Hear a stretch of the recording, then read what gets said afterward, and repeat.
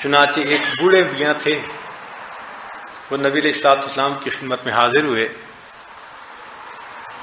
تو انہوں نے تذکرہ کیا، اے اللہ کے حبیب صلی اللہ علیہ وسلم، میں بہت گناہ گار ہوں، میری زندگی گناہوں میں گزری ہے، بڑھاپا آ گیا، بال سفید ہو گئے، کچھ آگے کی فکر لگ گئی۔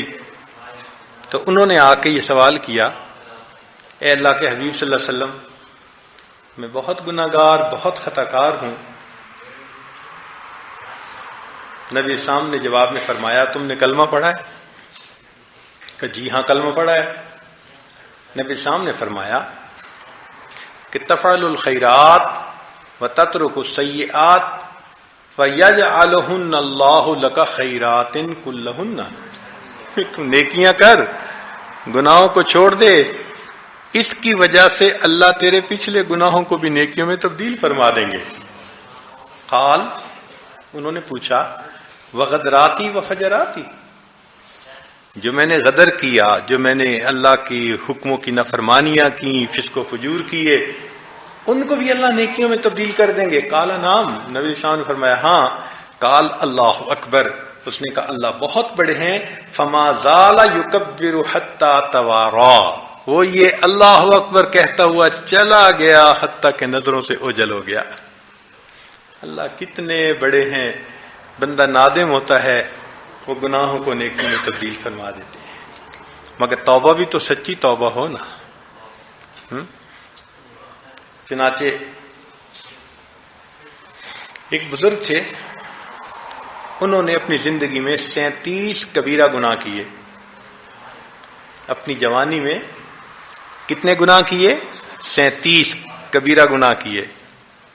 اب جب ان کی زندگی بدلی تو ان کو توبہ کی فکر ہوئی۔ اب دیکھیے انہوں نے مکافات کیا کی کہ ہر گناہ کے بدلے 1000 مرتبہ استغفار کیا، ہر گناہ کے بدلے 1000 مرتبہ استغفار کیا، 1000 رکعت نفل نماز پڑھی ہر گناہ کے بدلے، اور ہر 2 رکعت کے اندر ایک قرآن مجید ختم کیا، اور اس کے بعد پھر روتے تھے کہ پتہ نہیں میرے گناہ معاف ہوئے یا ابھی معاف نہیں ہوئے، پھر بھی رویا کرتے تھے۔ 37 گناہ تھے، ہر گناہ پر 1000 مرتبہ استغفار، اور ہر گناہ پر 1000 رکعت نماز، ایسی 1000 رکعت کے ہر 2 رکعت پر قرآن پورا پڑھا کرتے تھے۔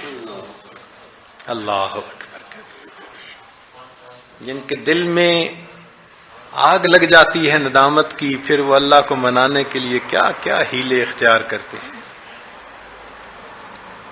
ہمارے دل میں بھی اگر یہ توبہ کی تمنا پیدا ہو جائے تو پھر ہم بھی اسی طرح کونوں میں بیٹھ کے روئیں گے، نمازیں پڑھ کے اللہ کے سامنے توبہ کریں گے۔ عمر رضی اللہ تعالیٰ عنہ یطلب من الصبیان الاستغفار ویقول انکم لم تذنبوا، عمر رضی اللہ عنہ چھوٹے بچوں کو دیکھتے تھے نا تو ان کو کہتے تھے بھئی میری طرف سے استغفار کرنا، اس لیے کہ تم لوگوں نے کبھی گناہ نہیں کیا۔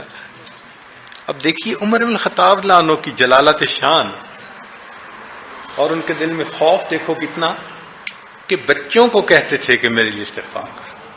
اور ابو ہریرہ رضی اللہ عنہ کے بارے میں بھی آتا ہے، یقول لغلمان الکتاب قولوا اللہم اغفر لابی ہریرہ، ان کو کہتے تھے کہ تم کہو اللہ ابو ہریرہ کی مغفرت کر دے۔ جب بچے دعا کرتے تھے فَيُؤَمِّنُ عَلَىٰ دُعَائِهِمْ، جب بچے دعا کرتے تھے تو ابو ہریرہ رضی اللہ عنہ ان کی دعا پر آمین کہتے تھے۔ یہ نبی علیہ السلام کے صحابی ہیں، سب سے زیادہ احادیث کی روایت کرنے والے صحابی۔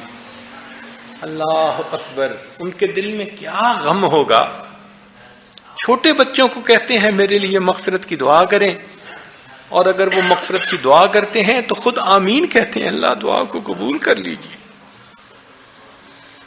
اللہ اکبر کبیرہ۔